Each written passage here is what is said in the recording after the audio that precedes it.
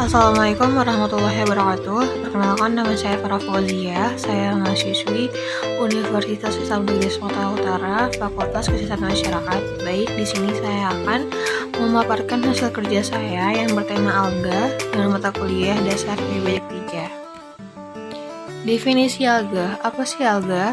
Alga atau jamak algae adalah sekumpulan organisme autotrof yang tidak memiliki organ dengan perbedaan fungsi yang nyata.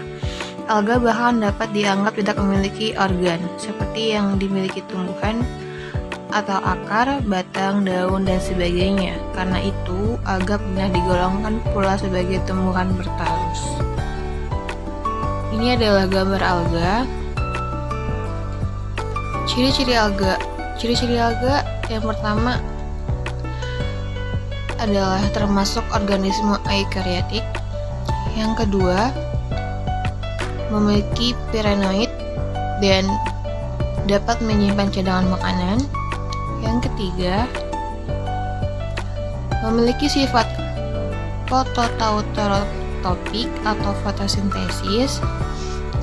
Yang keempat, memiliki sifat uniseluler atau multiseluler dan memiliki dinding sel atau tidak.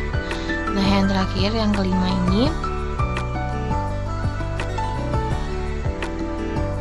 alga bisa juga bergerak atau tidak bergerak, dapat juga bereproduksi secara aseksual, yaitu membelah atau fragmentasi atau spora vegetatif, dan seksual yaitu konjugasi atau singami atau anisogami.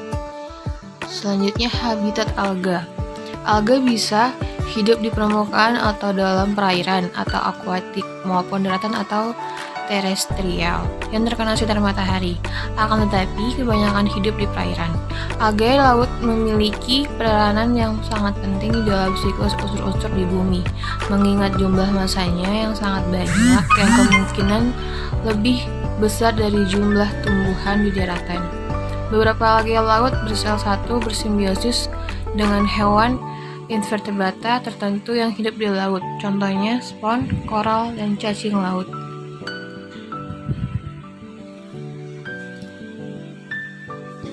Klasifikasi alga.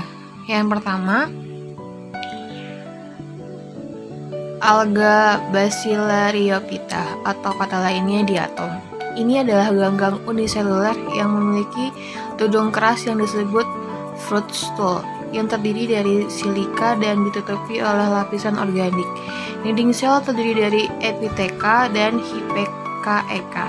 Reproduksi vegetatif dengan membagi tubuhnya berwarna kuning keemasan, dan habitatnya di air tawar, air laut, dan area basah atau lembab. Sebagian hidup bebas dan sebagian lagi hidup di koloni. Nah, ini dia gambar dari diatom. Yang kedua, Pyrrhophyta atau Dinoflagellata. Sering dijuluki dan juga dikenal sebagai alga api. Ini karena tubuhnya dapat berfluoresensi karena mengandung fosfor. Memiliki kemampuan berfluoresensi atau menghasilkan cahaya ini yang disebut dengan bioluminescence. Dan alga uniseluler ini memiliki dua flagella dan ditutupi oleh lapisan selulosa. Nah, ini adalah contoh gambar Pyrrhophyta atau Dinoflagellata. Yang ketiga, Euclonophyta atau Euclena.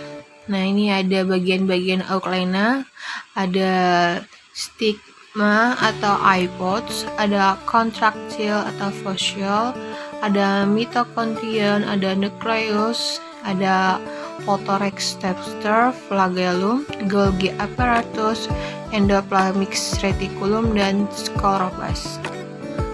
Euclona ini memiliki struktur antara ganggang dan protozoa yang sebenarnya, dan fitur khusus adalah memiliki flagella. Dapat bergerak menggunakan flagellanya uniseluler, biasanya ditemukan di perairan bersih, terutama di daerah yang kaya akan bahan organik.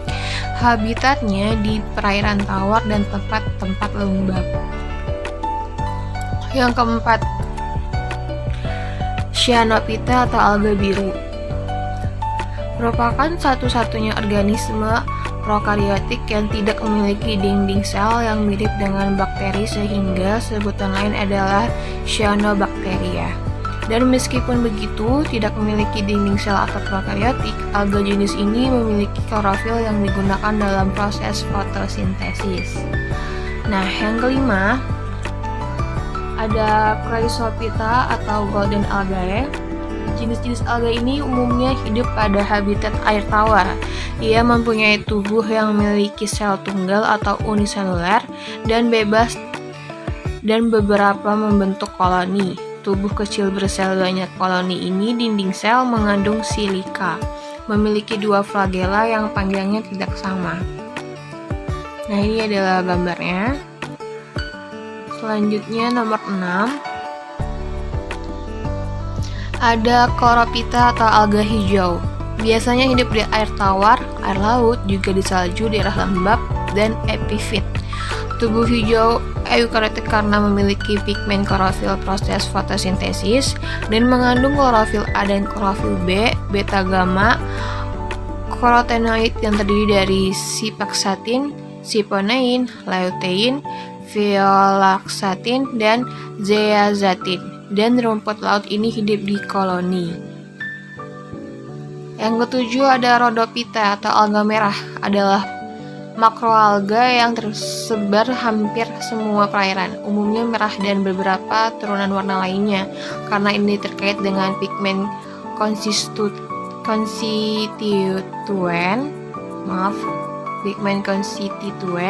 yaitu pigmen klorofil A dan klorofil B, protein, saktofil, dan valprobilatin yang terdiri dari fisarelatin dan phimocyanin.